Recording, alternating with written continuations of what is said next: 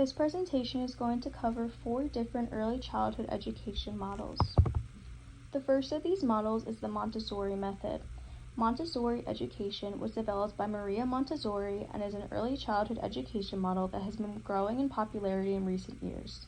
However, it's an education model that has been around for over 100 years. Some background on the creator is that Maria Montessori was one of the first women to graduate from the University of Rome.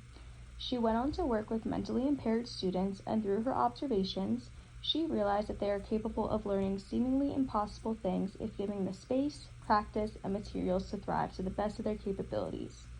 This is what led to the model we know today. Some more information on the Montessori model is that it has a primary focus on independence and fostering an educational experience in which the child develops on their own in all main developmental areas. There are 7 key principles to this model, and they are play is work, independence, prepared environment, hands-on learning, observation, freedom with limits, and respect. Some pros of this model are Montessori education promotes a love for learning. It also boosts independence and creates confidence in young students. When students are given the tools to do so, they will be able to learn skills a traditional school wouldn't teach, especially not to this young of learners. Teachers will find themselves to be guides for these students, and this is a very rewarding experience for them. It can even be used at home, such as using Montessori beds, which is something that parents seem to enjoy as well. On the other hand, some cons are that Montessori schools can often be high in cost.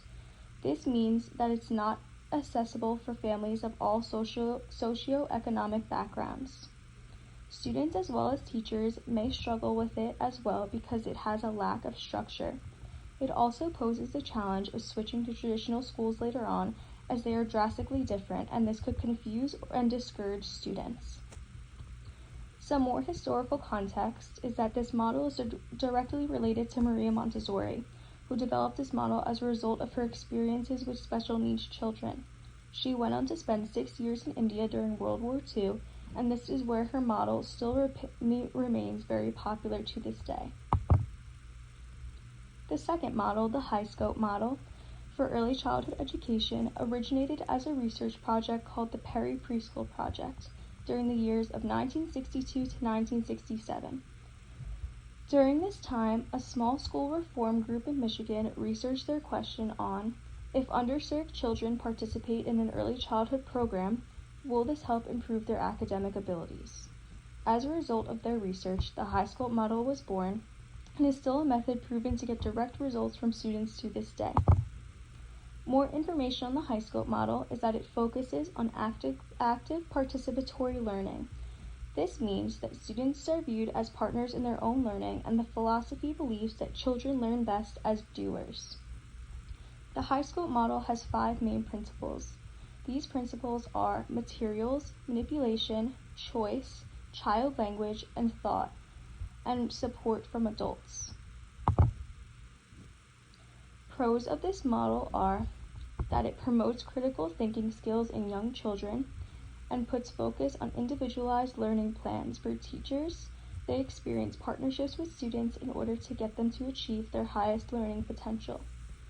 Some cons of this model are that resources in order to implement this approach are in high demand, and because of that, they are hard to source, especially in underprivileged classrooms. Teachers may also struggle with this model because it would require switching to the principles used in this approach, along with the need to adapt based on the group of students. Some historical context is that the leader of this research project that brought forth the model was psychologist David Wickart. He is associated with this model, and his research is a result of his experiences with underperforming students and wanting to give them the best chance to succeed.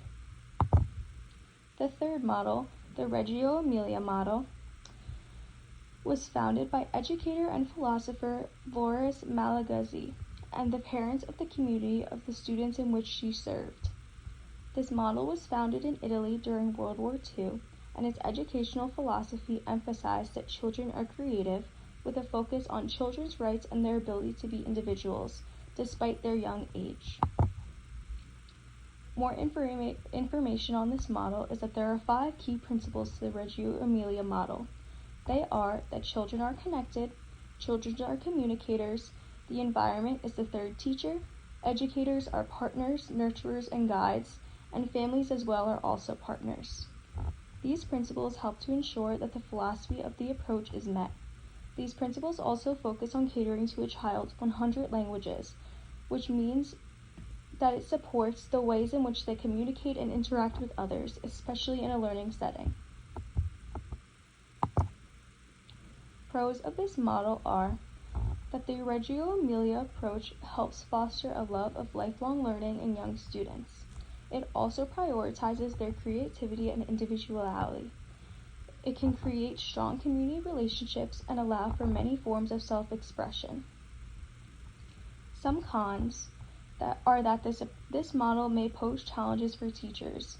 This is because it requires time-consuming work, it doesn't align with standardized assessments, and it requires significant documentation of student progress. A lack of structure may also pose a challenge for both the students as well as the teachers, as it creates difficulty for students in their learning progress. Some more historical context. This approach originates in Italy during World War II, in which there was a community effort to help develop this approach in hopes of benefiting the lives of the students in their futures. It was also heavily influenced by the ideas of psychologists John Dewey, Jean Piaget, and Leigh Vygotsky. The last of these models is the project approach. The project approach is based on the work of psychologist John Dewey. He believed that children learn best through experience. It was then popularized by William Kilpatrick, and both of their ideas were then used by university professors to create an approach that would be relevant to young children. The goal of the project approach is to incorporate a multitude of practices in order to create the best learning atmosphere for young learners to be able to develop problem-solving skills and investigate questions worth researching in projects. These projects can last either short-term, which would be 4 to 6 weeks, or even long-term, which would be around 6 to 12 weeks. More information on the project approach. The key features to the project approach are broken into 3 tiers. The first tier includes coming up with a question and a general idea for the project. The second tier is collecting information, and then the third tier is concluding and sharing the information learned. The features of the project approach give a general outline for what children are expected to do, even though the topics may vary. This provides some sort of structure to an individualized learning plan relevant to each specific student. When it comes to pros for the project approach, student creativity is encouraged, and social skills as well as critical thinking skills are heavily fostered within this model. Teachers will see increased engagement from their students as they get to explore their own specific interests within the classroom. Some cons of this approach, however, are that teachers may find challenges with it when it comes to assessment. This is because there is no formal assessment and every topic is different, which makes there be an issue when it comes to a specific rubric. Students may also struggle with working towards one outcome for one long period of time, and it might be difficult for them to stick with the one interest for the duration of just one project, even if it is a short-term project. Historical context of this model is that the project approach is heavily influenced by the ideas of psychologist John Dewey. It has roots related to the time period of the early 1900s, which influenced its original approach. It was then modified to fit the needs of a classroom in modern times towards the end of the 20th century. It also continues to have the flexibility to be adjusted for all different types of learners as time progresses. In my opinion, I find the Montessori model to be the most effective within classrooms. This is because it gives children skills they wouldn't otherwise be learning, especially at such a young age. One of these skills, for example, would be cooking. It fosters education that can also be translated to at home and gives students confidence that they are just as capable to accomplish things that they might find to be more on the difficult side. Having this confidence will help them bring the same attitude into future classrooms, even if the adjustment to a traditional school may be difficult, They know that they will be able to do great things there because of what they learned in a Montessori school. Lastly, this is my reference page. My reference page covers all of the 4 topics as well as the pros and cons and the historical context for each.